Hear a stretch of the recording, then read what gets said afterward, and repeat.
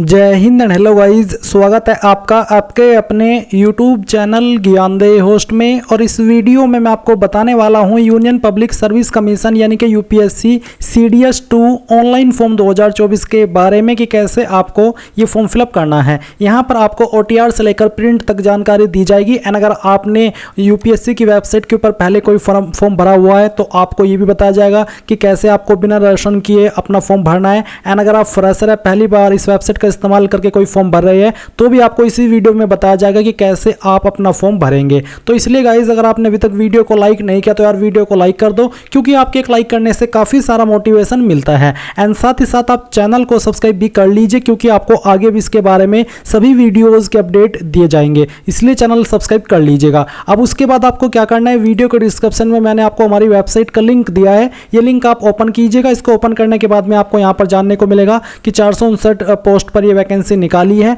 Form आप लोग यहाँ पर जो भर पाएंगे वो आप इसका 4 जून 2024 तक भर पाएंगे। मैं आपको एक बार इसके ऑफिशियल वेबसाइट पर लेकर के चलता हूँ। आप देख सकते ऑफिशियल नोटिफिकेशन पर आप देख सकते हैं कि 4 जून 2024 तक आप फॉर्म को भर सकते हैं। एंड उसके अलावा आप यहाँ पर जो आपकी एज लिमिट है, आपके पोस्ट वाइज और क्वालिफिकेशन क्या चाहिए वो सब आप यहाँ पर चेक कर सकते हैं। ये सभी जानकारी चेक करने के बाद आप इंपॉर्टेंट लिंक के सेक्शन में आकर के अप्लाई ऑनलाइन लिंक ओपन कीजिए। इसके ऊपर क्लिक करने के बाद आपके सामने जो ये वेबसाइट है वो आ जाएगी। अगर आपका पहले से इस वेबसाइट के ऊपर रजिस्ट्रेशन है, आपने कोई भी फॉर्म भरा था इस वेबसाइट का इस्तेमाल करके, तो आप यहाँ पर डायरेक्टली आपकी ईमेल आईडी और फिर OTP ला करके उसके ऊपर ये कैप्चा कोड फिल करके लॉगिन कर लेंगे। बट अगर आप फर्स्ट टाइम यूजर है, आपने इसके ऊपर रजिस्ट्रेशन नहीं किया, तो आप न्यू रजिस्ट्रेशन के ऊपर क्लिक करेंगे। अब यहाँ पर आपके सामने रजिस्ट्रेशन का पेज आ चुका है। आपको आपका नाम पहले एंटर करना है। ये नाम आप यहाँ पर 10th के सर्टिफिकेट के अकॉर्डिंग एंटर करेंगे। इस नाम को दोबारा डाल करके वेरीफाई नेम में वेरीफाई कर देना है। फिर जो आपका फुल नेम है, फुल नेम आपको यहाँ पर एंटर करना है। देन यहाँ पर आप आपका जेंडर सेलेक्ट करेंगे। आपके जेंडर को दोबारा सेलेक्ट करके वेरीफाई करना है। आपकी जो भी डेट ऑफ बर्थ है वो आप यहाँ पर कैलेंडर के ऊपर क्लिक करके सेलेक्ट करेंगे। पहले आप यहाँ से इस प्रकार से ईयर, फिर यहाँ पर मंथ और उसके बाद में डे। तो इस तरह से आपकी DOB आ जाएगी।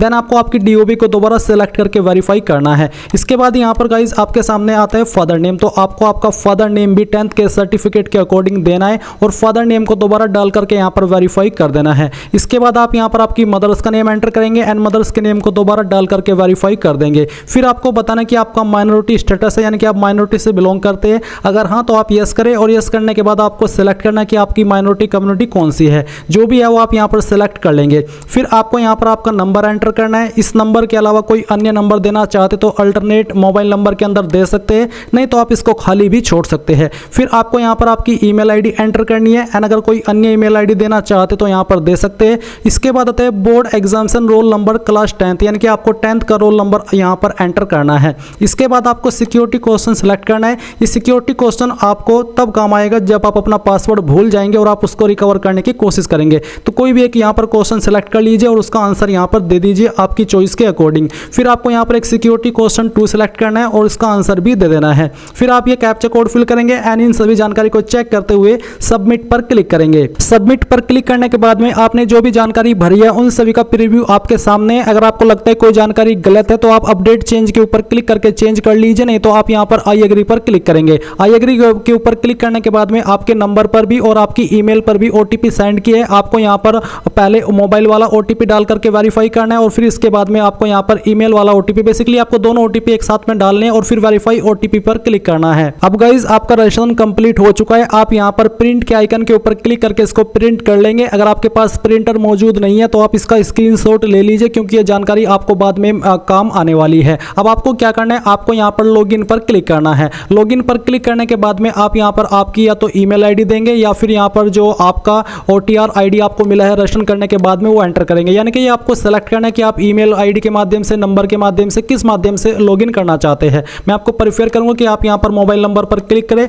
और यहाँ पर आपका नंबर एंटर करें, फिर गेट OTP पर क्लिक करें। इसके बाद आपके नंबर पर OTP जाएगा, वो OTP यहाँ पर डाल करके ये वेरिफिकेशन कोड फिल करते हुए लॉगिन पर क्लिक करना है। लॉगिन करने के बाद में आपके सामने कुछ ऐसा इंटरफेस आएगा। बेसिकली यहाँ पर आपको आपको एक पासवर्ड क्रिएट करना है। आपको यहाँ पर न्यू पासवर्ड में एक पासवर्ड डालना है। पासवर्ड के अंदर आपका इंग्लिश का कैपिटल वर्ड, स्मॉल वर्ड, कोई स्पेशल कैरेक्टर और साथ ही डिजिट रहना चाहिए। इस तरह का आप एग्जाम्पल ले सकते हैं पासवर्ड के लिए। और आपको यहाँ पर ये पासवर्ड दोबारा डाल करके वेरीफाई कर देना है। इसके बाद आप यहाँ पर सभी जानकारी को वेरीफाई करके सबमिट पर क्लिक करेंगे। सबमिट के ऊपर क्लिक करने के बाद में आपका यहाँ पर अकाउंट कंप्लीट हो जाएगा। अब गाइज यहाँ पर आपके सामने कुछ ऐसा इंटरफेस आएगा लॉगिन करने के बाद में। तो आपको यहाँ पर लेटेस्ट नोटिफिकेशन के ऊपर क्लिक करना है और इस पर आप सेकंड नंबर पर CDS2 देख सकते हैं। तो आपको यहाँ पर अगर जो आपने अभी OTR किया है या फिर जो आपने पहले करके रखा है उसमें अगर कोई चेंजेस करना है, अपडेट करना है, तो आप अपडेट एडिट OTR के ऊपर क्लिक करके कर लीजिए।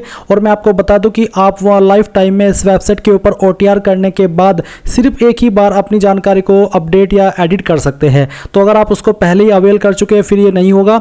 और अगर आपकी सभी जानकारी सही है तो आप यहाँ पर क्लिक हियर फॉर पार्ट 1 इसके ऊपर क्लिक करें। आपके सामने सभी इंस्ट्रक्शंस आएंगे। इन सभी को चेक करने के बाद आप यहाँ पर यस के ऊपर क्लिक कीजिए। अब गाइज ऊपर की तरफ आपकी OTR की इन्फॉर्मेशन होगी और नीचे आपको यहाँ पर जो जानकारी भरनी है वो जान लीजिए।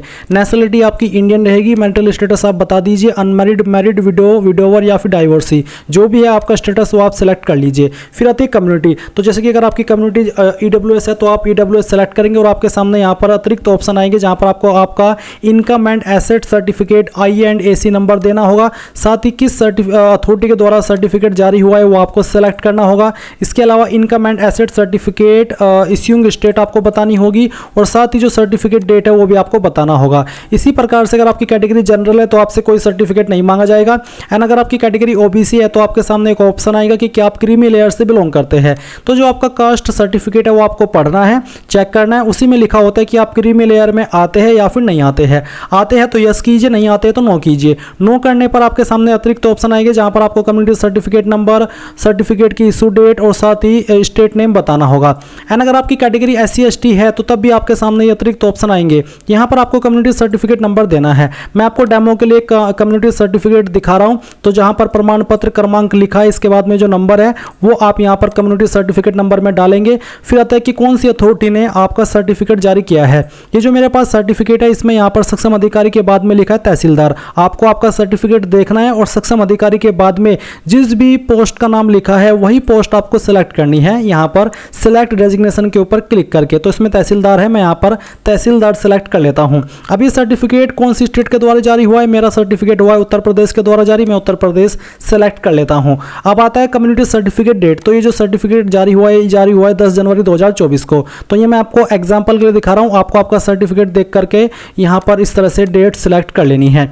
फिर आता है आपके सामने यहाँ पर एजुकेशनल क्वालिफिकेशन। तो यहाँ पर आपके सामने जो क्वालिफिकेशन है वो देख सकते हैं कि क्या क्या क्वालिफिकेशन में इसमें रखी गई है। अभी मैं यहाँ पर सिलेक्ट क्वालिफिकेशन के ऊपर क्लिक करता हूँ और इसमें 3 लाइन आ रही है। पहला है कि यहाँ पर आपने आपकी जो ग्रेजुएशन है या फिर आपकी जो कह लीजिए डिग्री है वो आपने पास कर ली है या फिर अभी आप कर रहे हो और वो आपकी है physics and mathematics eight 10+2 level, यानी कि आपने 12वीं के अंदर फिजिक्स मैथमेटिक्स ले रखा था और उसके बाद में जो आपकी डिग्री है वो आप यहाँ पर फाइनल ईयर कर चुके हो या फिर आप फाइनल ईयर के अंदर हो तो आप पहले वाला ऑप्शन सेलेक्ट करेंगे।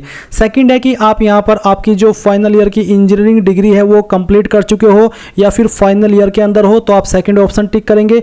तीसरा है कि जो आपकी फाइनल ईयर की डिग्री है या फिर उसके बराबर की जो भी आपके पास योग्यता है वो आप कर चुके हो या भी आप कर रहे हो, पर आपके पास यहाँ पर ना तो वो ये जो क्वालिफिकेशन है तीसरे नंबर वाली, आपके पास ना तो कोई इंजीनियरिंग डिग्री है और ना ही आपके पास 12वीं के अंदर फिजिक्स मैथमेटिक्स था, तो फिर आप तीसरा ऑप्शन सेलेक्ट करेंगे। आपको क्लियरली बोला है कि फाइनल ईयर डिग्री और equivalent examination with other subject I other than those mentioned against 1 and 2 above. इनके जो ऊपर 2 मेंशन किए गए ये आपके पास नहीं है। इनके अलावा आपके पास है डिग्री जो कि ना तो इंजीनियरिंग डिग्री है और ना ही कोई अन्य डिग्री और ना ही आपके पास 12वीं के अंदर फिजिक्स एंड मैथमेटिक्स था। उसके अलावा जो आपके पास अन्य डिग्री है तो आप ये वाला ऑप्शन तीसरे वाला सेलेक्ट कीजिएगा।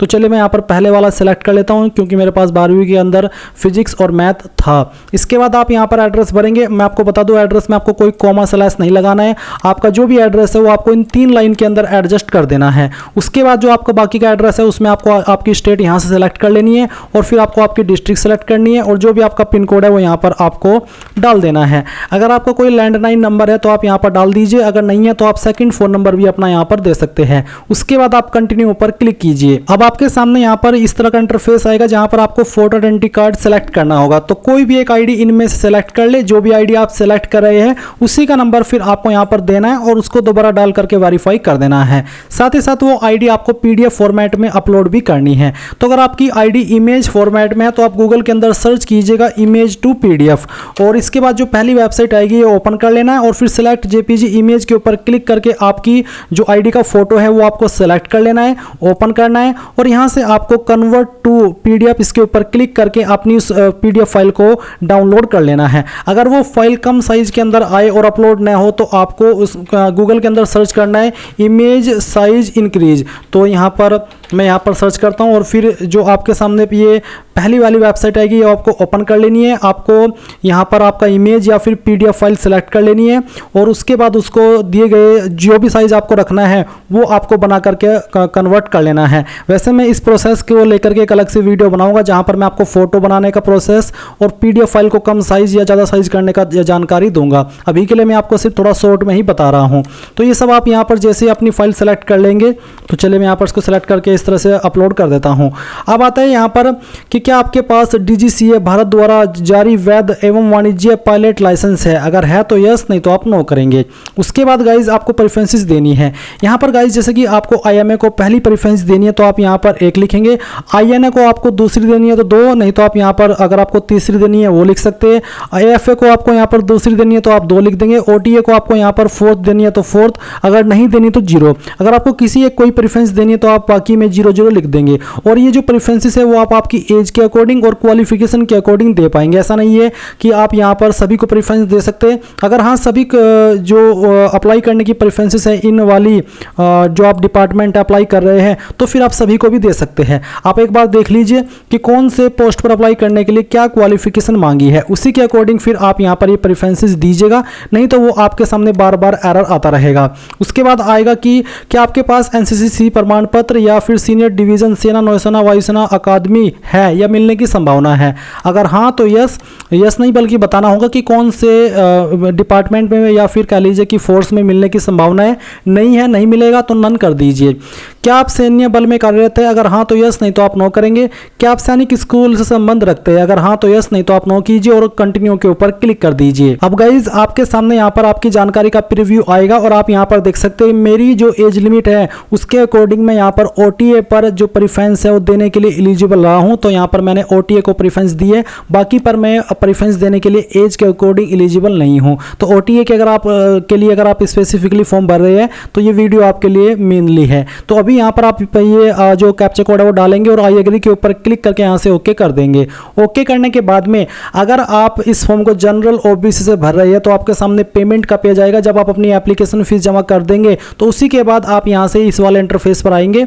अगर आप जनरल SC ST है या फिर ऑल कैटेगरी फीमेल है तो आपके लिए कोई फीस नहीं है। आप डायरेक्टली यहाँ पर आइए और इसको स्क्रीनशॉट ले लीजिए या फिर प्रिंट कर लीजिए। उसके बाद आप photo upload and signature image इसके ऊपर क्लिक कीजिएगा। और ये अपलोड करने से पहले जान ले कि आपको इस तरह का फोटो अपलोड करना है जिस पर फोटो के नीचे नेम और फिर जो आपका नाम है वो लिखिए। फोटोग्राफ डेट या फिर DOP लिखने के बाद जिस डेट में आपने फोटो को लिया है वो लिख दीजिए। पिक्सल और आपके फोटो का डायमेंशन क्या रहना चाहिए वो भी आप देख सकते हैं। मैं आपको फिर से बता दूं कि मैं जल्द ही आज की डेट में ही इसके लिए एक वीडियो अलग से बनाऊंगा जहां पर फोटो कैसे बनाना है, कैसे नाम लिखना है, उसके बारे में पूरी जानकारी दूंगा। तो उसका वेट कर लीजिएगा, जल्दबाजी मत कीजिएगा। अब आपको यहाँ पर आपका फोटो अपलोड करना है दिए गए इंस्ट्रक्शंस के अकॉर्डिंग। तो जहाँ पर भी आपकी फोटो फाइल है वो सिलेक्ट करनी है, ओपन करना है। फिर जहाँ पर आपकी सिग्नेचर की फाइल है वो फाइल आपको सेलेक्ट कर लेनी है और यहाँ से ओपन करना है और अपलोड इमेज के ऊपर क्लिक करना है। तो इस तरह से आपका फोटो आ जाएगा। इसके बाद गाइज आप यहाँ पर कंटिन्यू के ऊपर क्लिक कीजिए। अब आपको यहाँ पर centre selection and agreeing to declaration इसके ऊपर क्लिक करना है। यहाँ पर आपको एग्जाम सेंटर अपना सेलेक्ट कर लेना है, फिर आप डिक्लेरेशन देखेंगे और यहाँ पर टिक कर देंगे। अब आपका जो फॉर्म है वो सबमिट हो चुका है। आप लेटेस्ट नोटिफिकेशन पर आइए, एप्लीकेशन स्टेटस के ऊपर क्लिक करके अभी जो आपने अप्लाई किया है यहाँ पर CDS2 आप देख लीजिए, ये आज की डेट है। आप क्लिक करके ऊपर क्लिक करके आपके फॉर्म का प्रिंट ले सकते हैं। प्रिंटर नहीं है तो PDF के रूप में सेव भी कर सकते हैं। एंड इस तरह से गाइज आप लोग UPSC CDS2 ऑनलाइन फॉर्म 2024 को भरेंगे। So thanks for watching. जय हिंद।